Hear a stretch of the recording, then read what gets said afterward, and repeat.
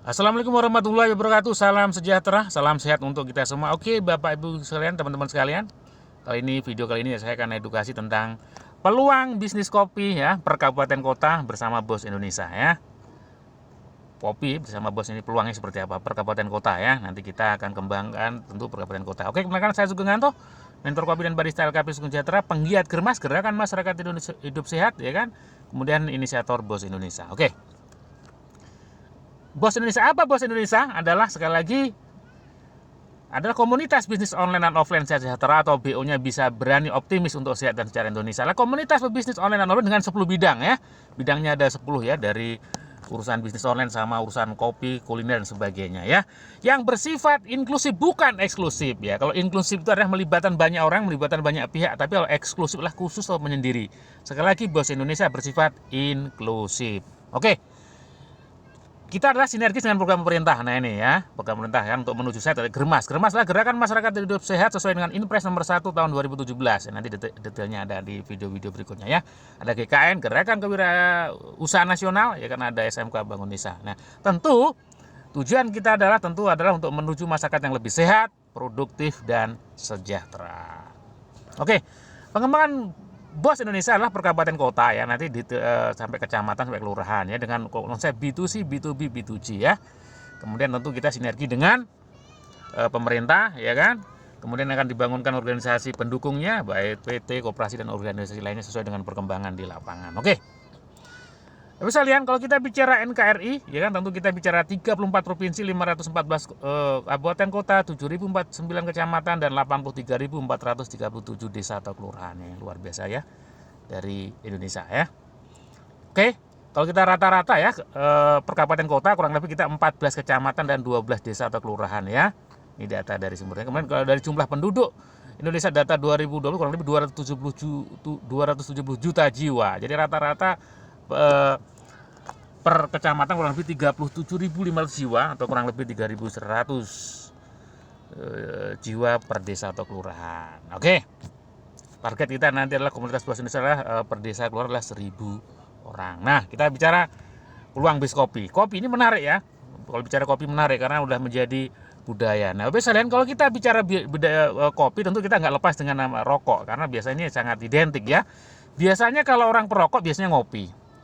Tapi ingat, ngopi belum tentu perokok. Nah, jadi kalau orang ngerokok biasanya ngopi, tapi ngopi belum tentu perokok. Jadi sebenarnya kalau konsumen kopi tentu lebih besar dibanding rokok ya. Jadi menarik ya. Jadi tapi kalau kopi ini cenderung banyak manfaatnya, rokok ya cenderung kurang banyak manfaatnya ya. Bahkan pemerintah aja sampai melarang, bukan melarang tapi menghimbau merokok membunuh, menyebabkan kanker dan sebagainya, tapi orang masih ngerokok aja. Kenapa? Karena sama-sama kebiasaan ya, dan edik itu adalah ketagihan. Dua sama-sama, kopi juga orang itu juga ketagihan, tapi yang paling penting nanti gimana kopi yang kita edukasi lah kopi yang sehat ya, ketagihan tapi ketagihan sehat ya, karena sehat karena kebiasaan, sakit karena kebiasaan juga ya kan. Oke. Potensi pasar kopi per kabupaten kota bisa lihat. Nah, kita apple to apple dengan tadi kopi dan rokok ya. Secara nasional kita ambil data tahun 2009 42 triliun omset rokok. Kalau tadi dibagi 14 per kabupaten kota kurang lebih 82 miliar per bulan. Dibagi lagi 12 tentu adalah 483 juta per bulan orang ngerokok ya, pada duitnya jadi dibakar ya. Duit itu kan rokok itu kan duit ya, dibakar, bayangkan 43 juta.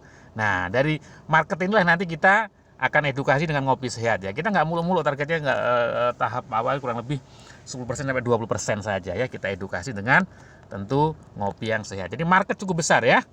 Karena lifestyle, orang kalau harga rokok mahal pun dibeli karena udah menjadi lifestyle ya. Oke, kita bahas berikutnya.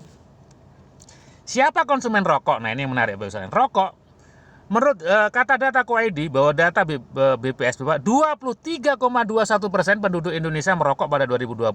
Penduduk umur 5 tahun ke atas. Jadi dengan asumsi yang rokoknya 5 tahun ke atasnya.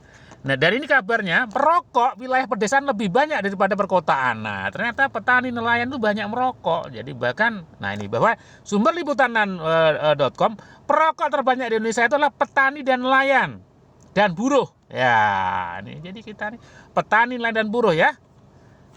Kurang lebih 44,5% perokok aktifnya. Bahkan bahwa di cukai standar cukai 65%, ya kan, di Indonesia ini termasuk cukainya rokok itu termasuk murah di beberapa negara, rokok pun mahal. Tapi kenapa dibeli? Ya kan? Karena apa? Ya tadi udah menjadi edik ya. Menjadi ketagihan. Ya kan? Ketagihannya walaupun ketagihan yang tidak menyehatkan, padahal nanti beda kalau kopi, nanti kita bedakan. Nah, bahaya merokok. Nah, ini menurut data hellosehat.com bahwa merokok itu cukup berbahaya. Nih. Efek atau bahaya rokok mungkin tidak langsung muncul, namun seiring waktu zat di dalam rokok ya, nikotin dan sebagainya membawa bahaya untuk tubuh.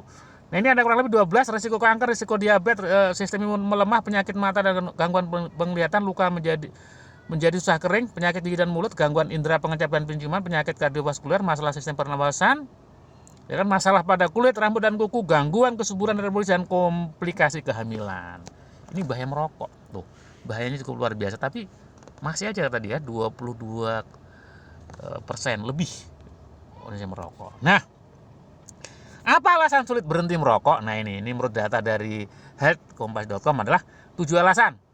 Menurut Guru Besar Fakultas Kedokteran UGM, Profesor Dr. Anda Yayi Suryo Prabandari, MMC PhD, bahwa ada kurang lebih 7. Rokok atau tembakau bersifat adiktif. Jadi adiktif ya. Jadi bersifat yang ketagihan ya.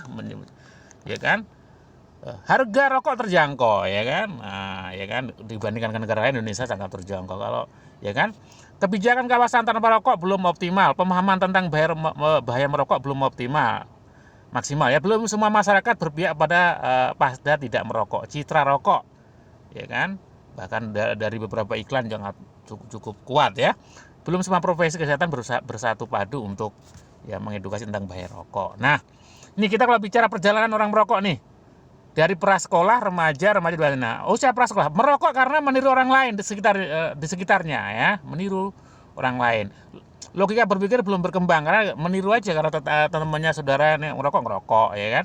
Perilaku dipengaruhi oleh orang tua. Pra remaja merokok karena ada model orang dewasa merokok, bisa kakak, orang tua, guru dan lainnya. Nih makanya bahaya rokok itu karena pengaruh lingkungan. Remaja merokok selain karena ada model orang dewasa merokok juga bentuk pemberontakan. Wah, katanya menghilangkan stres dan sebagainya kan. Wah, kalau nggak ngerokok nggak gentle. Nah, ini tekanan teman dan kelompok sebaya ditekan, lo nggak ngerokok, wah laki-laki nggak ngerokok. Wah, ini kan jadi memang lingkungan sangat lebih dominan yang merokok ya. Bukan untuk kesehatan padahal ya, tapi untuk gaya-gayaan kadang-kadang. Nah, tapi karena akhirnya merasakan, akhirnya karena merasa rokok ada nikotin dan ada juga penenangnya, ada juga ini, jadi dia merasa nyaman kalau ngerokok ya. Dewasa merokok karena keinginan tahuan, pengaruh perokok di sekitarnya reseptif terhadap pemasaran ya, karena juga adanya pengaruh dan sebagainya. Inilah kenapa alasan sulit berhenti merokok. Nah, oke, kita bicara kopi. Karena kopi dan rokok jadi kita apa kopi ya.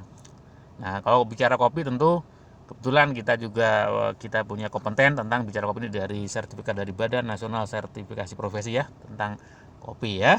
Oke, pengertian dan jenis varietas kopi. Nah, ini kopi adalah minuman hasil seduhan biji kopi yang telah disangrai dan dihaluskan menjadi bubuk. Di Indonesia kita mengenal 2 kopi Robusta dan Arabica ya. Nah, kandungan dan sejarah kopi. Nah, kopi ini ternyata luar biasa. Ini kandungannya luar biasa, dari 100 gram aja mengandung air, energi, kalori, kemudian mineral dan sebagainya, kafein plus magnesium, bahan-bahan kimia tumbuhan, polifenol, diterpen dan antioksidan. Nah, luar biasa kandungannya ya. Tentu kandungan nanti berhubungan dengan manfaat nih. Sejarah kopi abad 59 ditanam di dataran tinggi, kemudian sampai ada abad 10 Ibnu Sina meneliti zat kimia kopi untuk kesehatan. Sekarang udah mendunia ya. Salah satunya adalah Starbucks yang kurang lebih udah ribuan greynya ya. Jadi kopi ini ternyata sudah mendunia, tetapi tentu dengan banyak manfaatnya ya. Manfaat kopi ya, kita lihat dari sumber Hello Sehat bahwa kopi merupakan minuman stimulan yang mengandung kafein. Kandungan tersebut dapat meningkatkan energi, kewaspadaan, suasana hati serta fungsi otak. Tapi ingat, minum kopi yang disimak ini adalah minum kopi tanpa tambah gula dan krim ya.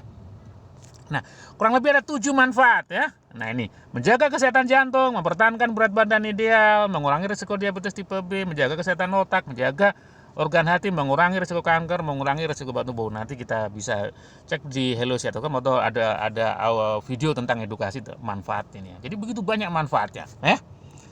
Tentu cara minum kopi yang benar adalah seperti ini ya. Kalau ingin dapat cara adalah ingin kopi Anda tetap sehat, ini caranya lah. Dan tentu kita harus minum kopi yang sehat ya. Ini menurut adalah Adina Person, seorang ahli diet Amerika, mengatakan bahwa kopi sebagai sumber antioksidan yang sifatnya baik untuk tubuh. Lebih baik membuat kopi di rumah. Nah, lebih baik sebenarnya kita bikin kopi di rumah. Tujuannya kita tahu kopinya kita ya kan, penyimpanannya ya kan, kemudian kita tahu suhu dan sebagainya ya, sehingga kita bisa lebih tahu takaran dan sebagainya ya. Menaburkan bubuk kayu manis di atas kopi. Nah, ternyata beberapa rempah kayu manis itu bagus dicampur dengan kopi, terutama untuk kesehatan, terutama untuk menderita diabetes ya. Jadi bagus manfaatnya kopi ya. Yang ketiga, mengurangi penggunaan sirup dan gula tambahan ini tadi. Sekali lagi, gula dan tambahan ini kurangi. Kalau masih terpaksa ya boleh, tapi kurangi ya. Gunakanlah rekomendasi kita adalah madu atau gula aren. Tapi lebih bagus kalau minum kopi aja ya. Wah Pak, kopinya pahit ya. Kopi pahit itu biasanya minuman pertama 2, 3, 4 atau 5. Tapi kalau 4, 5 udah nggak pahit lagi. Ternyata itu sama. Diteliti orang merokok pun ternyata nggak ada langsung enak. Pertama nggak enak rokok, tapi temannya terus didorong tadi. Kedua nggak enak, lama-lama kok enak. Nah terus jadi kebiasaan. Sama, kopi ini pertama pahit nggak enak, tapi lama-lama ketika kita, apalagi kita mindset kita udah berubah, yang penting sehat, maka terus sehat-sehat. Pikiran kita penting sehat, nggak peduli pahit apa lah. Enak 1, 2, 3 pahit, lama-lama kok enak. Nah justru nanti yang pahitnya itu menagihkan ya. Jadi sangat wah enak ya. Apa taste-nya kalau udah, apalagi pahit asamnya ini ya. Selalu menggunakan penyaring kalau kita tentu dengan cara minum, cara gaya minuman dengan minuman fisik tea dan sebagainya, atau yang penyaringan ya. Memang kalau orang Indonesia kan tubruk ya, tubruk itu kopi dicampur aduk ya. Memang lebih bagus kalau kita disaring, tapi kalau nggak disaring juga nggak apa-apa ya. Tapi yang kalau memang lebih bagusnya adalah tetap pakai saringan ya. Mengatur waktu minum lebih bagus. Minum kopi itu di pagi hari ya, kurang lebih habis tidur tuh kurang lebih minum air putih dulu, minum air nggak apa-apa ya kan. Kalau sore ya harus diatur sebelum tidur ya, jangan sampai nanti mengganggu tidur kita. Intinya apa? Bahwa kita harus kemudian kurang lebih 3 sampai 4 cangkir sehari nggak apa-apa ya. Karena lethal dosis kopi itu kurang lebih 50 cangkir. Tapi kan kita nggak mungkin ya. Kita 3-4 lah ya. Itu cukup bagus ya. Jadi intinya kita minum kopi untuk benar-benar untuk menjaga kesehatan ya. Oke. Coba saya lihat. Nah, analisis SWOT bisnis kopi. Nah ini. Nah, kita gimana analisanya? Nah, tentu SWOT ada kekuatan ya kan. Kita ada tim ahli produk kopi, kita ada kemudian produsen kopi ada, tim mentor edukasi kopi ada, kemudian didukung oleh program pemerintah Germas ya. Ya. Peluangnya adalah apa? Produk ini kopi adalah gaya hidup ya, jadi lifestyle, harga nggak jadi masalah. Wong harga kopi harga 2.000 sampai 50.000 aja dibeli kok. Berarti kopi ini ya kayak rokok itu kan harga 25.000 sampai 50.000 dibeli juga ya. Orang nggak peduli, habis beli rokok dibakar kan. Karena lifestyle ya, anak muda sampai orang tua marketnya kalau bicara kopi. Apple itu rokok, market cukup besar ya bicara kopi. Hanya kelemahannya tentu kebiasaan masyarakat minum yang kopi yang tidak sehat tadi. Nanti kita perlu edukasi ya secara pelan-pelan ya. Kemudian kita perlu ada bentuk tim edukasi ngopi sehat ya, karena ini perlu tahapannya ya. Ancamannya adalah budaya ngopi yang karakter orang kita yang suka hidup tidak sehat ya, karena sering katakan cuma enaknya sih ya, leher ke atas, enak tidak enak. Nah, maka cenderung ke arah manis. Produsen kopi instan, kemudian perasa kopi, kemudian minuman kekinian, ini menjadi ancaman. Tapi tentu kita nanti ada edukasi secara berkelanjutan. Jadi kalau berdasarkan analisa SWOT ini, tentu peluangnya cukup luar biasa, sehingga kekuatan dan peluang ini ya. Nah, kita tentu nanti ada strategi pengembangannya. Oke. Target ya, kita per kabupaten kota ya kan, tadi kita analisa, kita targetnya 20% aja dari target orang perokok tadi ya. Kita omset rokok per desa itu 483 juta, jumlah kecamatan 14, desa 12 rata realisasi. Nah, realisasinya kita tangkap 20% saja ya. Karena kita memulai ya. Maka kurang lebih keuntungan kita ya kan, kurang lebih kalau omset 19 juta per desa per bulan, 224 juta per kecamatan, kurang lebih 3,19 miliar per kabupaten kota ya kan. Bayangkan tadi kan kalau normalnya kan 84 miliar, itu berapa persen ya. Keuntungannya adalah 30% ya. Nanti kita kopi ada keuntungan yang ini kan, karena kalau rokok untuk cukai, kalau kopi nanti keuntungan kita bisa untuk kita ya. 5,7 juta per desa kelurahan, 6,8 juta per kecamatan, atau kurang lebih 957,6 juta kabupaten ini keuntungannya. Bayangkan ini keuntungan yang bisa dimanfaatkan oleh banyak hal ya. Ya kan, nanti dengan tentu banyak manfaatnya ya. Bayangkan ya, dari rokok 82 miliar kita cuma omset ya kurang lebih 3M, ya kan? Target kita ya. Jadi sangat terukur ya. Jadi targetnya sangat terukur. Jadi ini menarik. Tinggal nanti teman-teman gimana action cara melangkahnya. Nanti tentu ada tahapan-tahapan berikutnya. Nanti ada edukasi video berikutnya tentang gimana cara mencapai ini ya. Oke, ini menarik. Intinya ini bahwa sangat prospek ya. Sangat prospek. Oke. Tentu bagi kalian kunci utama sukses bisnis kopi ini adalah karena ada dua. Pertama adalah kayak rokok itu selalu dibawa kemana. Sama kalau kopi ini selalu dibawa kemana, kalau ketemu teman, minum kopi yuk. Nah, kalau perlu kita bawa kopinya sendiri nih, kopinya air panas, seduh ya. Wah, pahit ya, terusin aja nanti lama-lama enak. Oh kok enak ya, ya udah. Karena dia enak lama-lama dia pasti beli, ya kan? Jadi kopi dibawa kemana-mana seperti ilmu rokok dan distribusi di mana-mana. Nanti kita kerjasama per desa-desa atau RT RW kita gimana? Kopi sehat ini harus didistribusikan, ya kan? Nah, nanti tentu ada strategi gimana distribusi ini menjadi bisa tersebar di seluruh desa, ya. Oke?